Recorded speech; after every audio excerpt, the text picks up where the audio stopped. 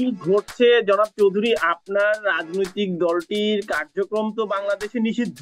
তো আপনারা লন্ডনে প্রফেসর ডক্টর ইউনূসের এই আগমনকে কেন্দ্র করে আপনাদের তো উচ্ছ্বসিত হওয়ার কথা, আপনার তাকে স্বাগত জানানোর কথা। আপনারা দেখছি নানা ধরনের কর্মসূচি দিচ্ছেন, নানা ধরনের হুমকি ধামকি দিচ্ছেন। লন্ডনকে এত উত্তপ্ত করে ফেললেন, ঘটনাটা কি? ধন্যবাদ আপনাকে। আসলে আওয়ামী লীগকে কে নিষিদ্ধ ঘোষণা করেছে? কারা? এরা কারা? প্রথম কথাটা হলো, যারা কলমের কুচায় যে আওয়ামী লীগের মতো একটি ঐতিহাসিক সংগঠন, যার নেতৃত্বে বাংলাদেশের জন্ম হয়েছে, জাতির পিতা বঙ্গবন্ধু শেখ মুজিবুর রহমানের নেতৃত্বে দীর্ঘ আন্দোলন সংগ্রামের মধ্য দিয়ে পাকিস্তানি শোষণ শাসনের বিরুদ্ধে 13 বছর জেল কেটে জাতির পিতার নেতৃত্বে, আওয়ামী লীগের নেতৃত্বে আমরা যে 30 লক্ষ মানুষ প্রাণ দিয়েছে, 3 লক্ষ মা বোন সবরম দিয়েছে, সবরমের বিনিময়ে কিন্তু আমরা এই স্বাধীনতা পেয়েছি। ওকে যারা 5ই অগস্টের জবরদখলকারী জঙ্গি গোষ্ঠী ডক্টর ইউনূসের নেতৃত্বে, তারা জবরদখল করে মাননীয় প্রধানমন্ত্রীকে হত্যা করতে চেয়েছিল। আওয়ামী লীগের 1200 নেতা কর্মী হত্যা করেছে, 3200 পুলিশ হত্যাকারী। এই শুনেন, লন্ডন সফর নিয়ে আমরা থাকি। আচ্ছা, আমি এইটাই বলতেছি যে এই যার হাতে আমার দেশের মানুষের রক্ত, যে আমার দেশকে ধ্বংস করছে, দেশের ইন্ডাস্ট্রি ধ্বংস করছে, ল এন্ড ওয়ার্ডার সিচুয়েশন ধ্বংস করছে, তাকে এরকম একটি সভ্য দেশে আপনার ওয়েলকামিং জানাবার তো কোনো প্রশ্ন উঠে না। এই কমিউনিটির প্রত্যেকটি মানুষ কিন্তু নাগরিক। আপনি ব্রিটেনের নাগরিক, একজন ব্রিটিশ নাগরিক হিসেবে সেই দেশটির রাজা তৃতীয় চার্লস প্রফেসর ডক্টর ইউনূসকে অ্যাওয়ার্ড দেওয়ার জন্য রাষ্ট্রীয় সফরে নিয়ে আসছেন, আর আপনি বলছেন ভিন্ন কথা। শুনেন তানভীর, এইটাকে আপনি বোধহয় একটু, আপনি যদি দেখেন, এটা কিন্তু রাষ্ট্রীয় সফর না, রাষ্ট্রীয় সফর না, কিন্তু এটা অফিসিয়াল ভিজিট। এবং 13ই মে যে লিস্টে কিং চার্লস, অবশ্যই আমাদের কিং যিনি, উনি যদি কাউকে ইনভাইট করেন তাহলে অবশ্যই তাকে তো অবশ্যই আমরা সম্মান করি। কিন্তু বিষয়টা হলো, কিং চার্লসও হতো বিষয়টা 13ই মেতে বিষয়টা যে লিস্ট, এই অ্যাওয়ার্ডের জন্য যে লিস্ট বাইর হয়েছে, এই লিস্টে আপনি দেখবেন যে ডক্টর ইউনূসের কোনো নাম নেই। তো হয়তো তদবির করে, মিসটেক করে উনি হয়তো কিভাবে ঢুকেছে ওই যে লবিস্ট ফার্ম দিয়ে। তো আমি বলতে চাই যেটা হলো, আমরা যে এই ব্রিটিশ বাংলাদেশি যারা বাঙালিরা, যারা আমরা কন্ট্রিবিউটার ইন এই ব্রিটিশ সোসাইটি, তো আমরা প্রিন্স কিং চার্লসের কাছেও আমাদের অবজারভেশনও জানিয়েছি। আমাদের যে এই বিষয়টা হাজার হাজার লক্ষ লক্ষ মানুষ চিঠি পাঠিয়েছে। তো বিষয়টা হয়তো এখন লেট হয়ে গিয়েছে যদিও, কিন্তু তারপরেও, এবং এখানে আপনি দেখেছেন যে উনি কিন্তু ওয়েলকামিং না, এই আমাদের বাঙালি সমাজ বা বাঙালি কমিউনিটি উনাকে ওয়েলকাম করছে না। কারণ হচ্ছে, আপনি দেখেছেন এই দেশকে, এই দেশ যে দেশের এই প্রবাসীরা টাকা পাঠিয়ে সাক্ষাৎকার নিয়েছি, ব্রিটিশ বাংলাদেশি কমিউনিটি উচ্ছ্বসিত, আলতাপালি পার্কে তারা ওয়েলকামিং মিটিং করছেন। তারা প্রফেসর ডক্টর ইউনূসকে স্বাগত জানানোর জন্য ব্রিটিশ বাংলাদেশি সংগঠনগুলো মিলে কোয়ালিশন করে তাদেরকে ওয়েলকাম করছেন, আর আপনি বলছেন তাদেরকে ওয়েলকাম করছেন না। কারা করছেন? এরা কোয়ালিশন করেছে, তারপরে reform Bangladesh, stand with doctor Yunus নামে ক্যাম্পেইন চলছে। না শুনেন, এখন বিষয়টা হলো, আর কয়জন, কালকেই তো দেখা যাবে এরা কারা, এরা কি করছেন, এদের ইতিহাস সবাই তো জানে। তো আমি এইদিকে যেতে চাই না, এটা তারা করতে পারেন কিছু লোকজন, হয়তো কিছু লোকজন তো এখন তো যেহেতু তারা জোর করে ক্ষমতা দখল করেছে, ক্ষমতাসীন একটি পার্টি সবসময় থাকে। তবে আমি মনে করি যে সিভিল সোসাইটি বলেন, সাংবাদিক, বুদ্ধিজীবী, সুশীল সমাজের মানুষ বলেন, এবং কমিউনিটির প্রত্যেকটি মানুষই ধিক্কার এবং ন্যাক্কারজনক এই ঘটনা, হত্যাকাণ্ডের জন্য, দেশ দখল, এই দেশের ইকোনমিকে ধ্বংস করে দেওয়ার জন্য ডক্টর ইউনূসের প্রতিবাদ জানাচ্ছে। কালকে আপনি হাজার হাজার মানুষ সকালে যাবে ডক্টর ইউনূসকে যাতে এখানে প্রতিবাদ করার জন্য, এবং এই যে হত্যাকাণ্ড, যার হাতে রক্ত, আমার ভাই বোনের রক্ত যার হাতে, তাকে তো স্বাগত জানানোর প্রশ্ন ওঠে না। রাজা তৃতীয় চার্লসকে বলেন না কেন যে যার হাতে হাজার হাজার মানুষের রক্ত, তাকে আপনারা অ্যাওয়ার্ড দিচ্ছেন? আপনারা সেখানে না জানিয়ে রাস্তায় বা ডরচেস্টার হোটেলের সামনে কি বিক্ষোভ করছেন? আপনারা তো রাজাকে আপনাকে একটা কথা বলি, কিং চার্লস আমাদের রাজাকে অবশ্যই আমরা লেটলি ইনফর্ম করেছি। সত্য কথা বলতে গেলে আমি আপনাকে সত্য কথাই বলবো, কিন্তু আমরা এটা আমাদের গণতান্ত্রিক রাইটস, কিন্তু আমরা এইটা তো না ভাষা, আমরা কিন্তু আমরা না বাকিংহাম প্লেসে আমরা লিখেছি, কিন্তু আমরা এমন কিছু করতে চাই না যে আমাদের এই দেশ বা আমাদের যে বাঙালি হিসাবে আমাদের, যদিও ডক্টর ইউনূস এমন একজন মানুষ হত্যাকাণ্ড এবং এই দেশকে ধ্বংস করার জন্য, বিদেশিদের কাছে বিক্রি করার জন্য যে উনি যে তৎপর হয়েছেন, তার মধ্যে ইতিহাসে মির্জাফরের মতো তার নাম লেখা থাকবে। তারপরেও এই যে ইতিহাসের ভবিষ্যৎ মির্জাফর। আর আমি আরেকটি কথা বলি তানভীর, আমি আরেকটি কথা বলি যে এখন পর্যন্ত আপনি জানেন যে 6 জন নোবেল লরিয়েট জেলের মধ্যে ক্রাইম করে জেলে আছেন। তো আমি এটা বিশ্বাস করি আরো কিছুদিনের মধ্যেই আমরা 7 জন দেখতে পাবো যে বিশ্বের যারা নোবেল পেয়েছেন এর মধ্যে 6 জন আছেন, 7 জন হবে ডক্টর ইউনূস। কারণ ডক্টর ইউনূস যে কাজটি করছেন একটি দেশকে, একটি জাতিকে ধ্বংস করার জন্য, এইটা কিন্তু আমি মনে করি যে nature will give him the punishment. তো এখন আপনার দেশের রাজা তাকে অ্যাওয়ার্ড দিচ্ছেন, আপনার দেশের প্রধানমন্ত্রী তাকে ডাউনিং স্ট্রিটে আমন্ত্রণ জানাচ্ছেন, এমন খবরও আমরা জানি যে না প্রধানমন্ত্রী এখন পর্যন্ত কোনো কনফার্মেশন আমি যতদূর জানি এখন পর্যন্ত তানভীর এখনো পান নাই। তবে শুনেন, বিষয়টা হলো উনি তো উনার লবিস্ট দিয়ে উনি চেষ্টা করছেন উনি দেখা করার জন্য। দেখা করলেই তো কিছু হয়, প্রধানমন্ত্রী উনাকে কি বলেন এটা দেখতে হবে। প্রধানমন্ত্রীর সাথে যদি উনি দেখাও করেন তো প্রধানমন্ত্রী উনাকে কি বলেন। এখন আপনি হাত পা ধরে যদি দেশের ইজ্জত ধ্বংস করে, যে যেখানে আমার কোন নামই নেই অ্যাওয়ার্ডে, তারপরে আমি এই অ্যাওয়ার্ডে যাচ্ছি, উনার মতো নির্লজ্জ একজন মানুষ এটা দেশের নাম না থাকলে উনি তাহলে যাচ্ছেন কিভাবে? রাজা তাকে আমন্ত্রণ জানিয়ে আপনার কাছে অবশ্যই লিস্ট, আমি লিস্টটা পাঠিয়ে দিচ্ছি, আপনি এখন আপনার ইমেল চেক করে আপনি দয়া করে এটা একটু দেখান মানুষকে যে উনি যে 13ই মেতে যে লিস্ট বাইরে দিচ্ছে যে কারা অ্যাওয়ার্ড পাবে বিভিন্ন ক্যাটাগরিতে, এখানে ডক্টর মোহাম্মদ ইউনূসের কোনো নাম নেই।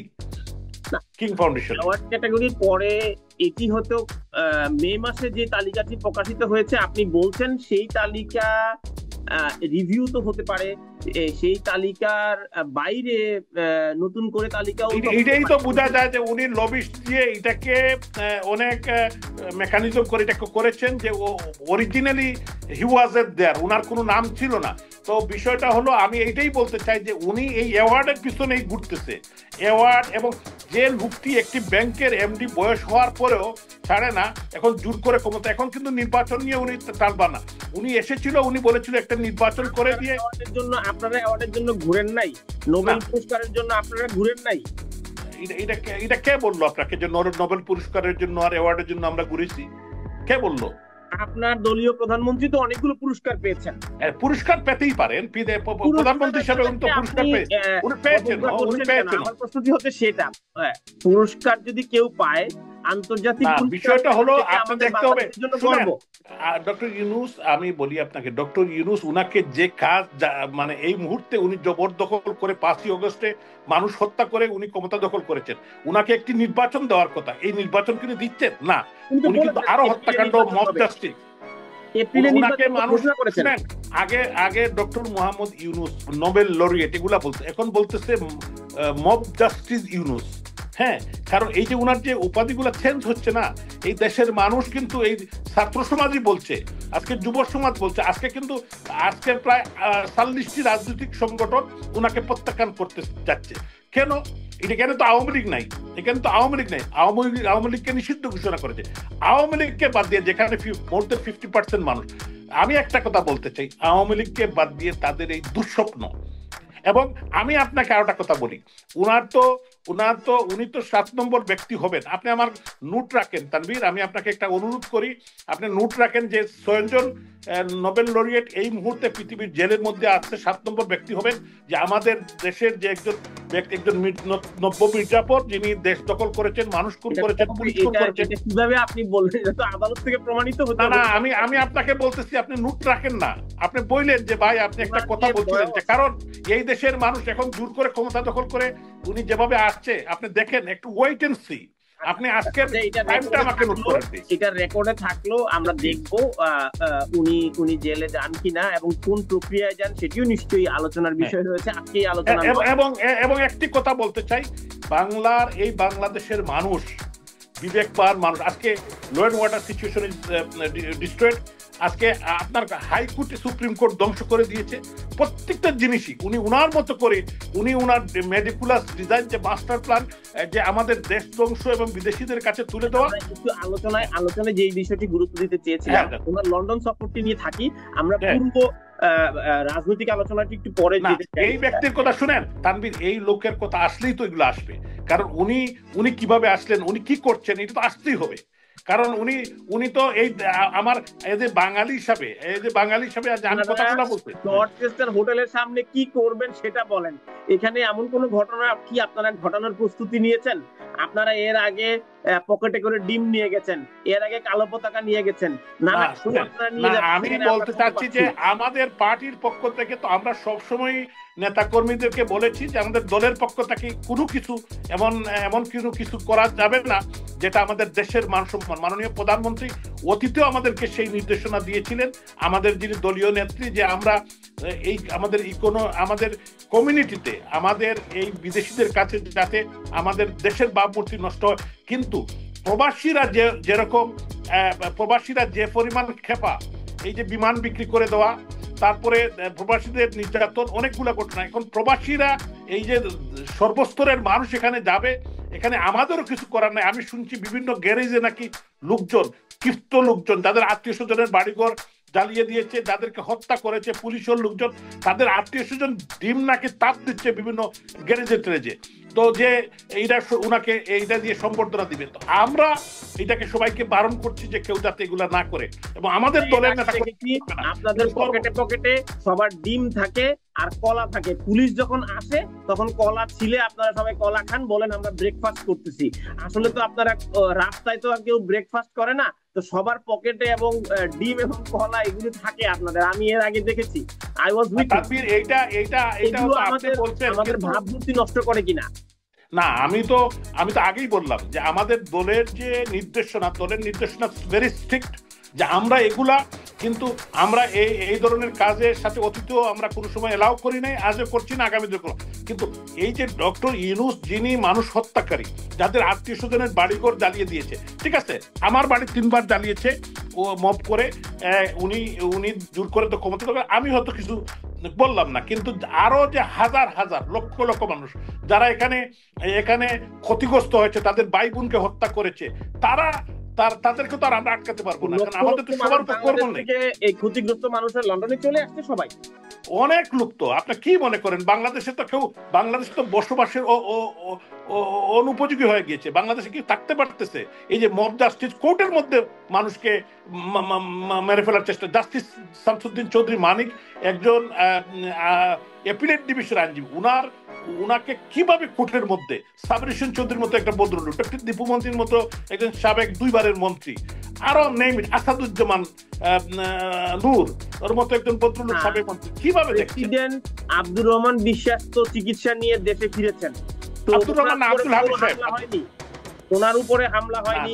আপনি দেখেছেন উনি বিদেশে কিন্তু ওনাকে গ্রেফতার করেছে, কিন্তু উনি তো দেশে ছিলেন। তো আপনাদের সবার উপরে এরকম আমি আপনাকে বলি, আপনি আমাকে এটা শুনতে। আব্দুল হামিদ সাহেবের কথা বলছেন, উনি সাবেক রাষ্ট্রপতি, 7 বারের এমপি। উনি বিদেশে যাওয়া নিয়ে যে নাটক করেছে ওরা, এই নির্লজ্জরা, এই ডক্টর ইউনূসরা, এরপরে দেখেছেন যমুনা সহ সারা দেশে তারা মব জাস্টিস করে কতজনকে বিভিন্ন জায়গায় এই ইস্যু নিয়ে তারা কোর্টে গেছে, তারা মানুষকে হত্যা করেছে, অনেকগুলা করেছে। এইটা একটা নাটক। আজকে উনি ফিরে আসেন নাই, উনি তো ফিরে এসেছে। উনি এগুলা কেন্দ্র করে এনসিপি ছেলেরা কি করেছে? তো যারা সৎ, যারা ভালো নেতৃত্বের উদাহরণ তৈরি করেছেন, তারা তো বাংলাদেশে আছেন, আমি সেই কথা বলছি। না আছেন, কিন্তু অনেক মানুষকে তো আপনি, তাহলে কি আপনি সবাইকে অসৎ মনে করেন তানভীর? তাহলে কি আপনি যাদেরকে কোর্টে নির্যাতন করেন বা অপরাধী বলছি না, এগুলা না, আমি একটা কথা বলি, আপনাদেরই দলের প্রেসিডেন্ট যদি বাংলাদেশে থাকতে পারেন, আপনি পাচ্ছেন না কেন? আমি আপনাকে এই কথাটাই বলতে চাচ্ছি, আমি আপনাকে চ্যালেঞ্জ করতে চাই, আমার 4th জেনারেশন আপনি ইনকোয়ারি করেন, যত গোয়েন্দা সংস্থা ইনকোয়ারি করেন, যে কোনো সময় যদি কোনো দুর্নীতি, স্বজনপ্রীতি, আমি মেয়র ছিলাম 8 মাস, যদি একটি প্রমাণ কেউ করতে পারে, আমি চ্যালেঞ্জ করবো, আমি রাজনীতি ছেড়ে দিব। কিন্তু আমার বাড়িতে 3 বার কেন হামলা করা হয়েছে? ভিন্ন প্রসঙ্গে, আমাদের সময় খুব কম।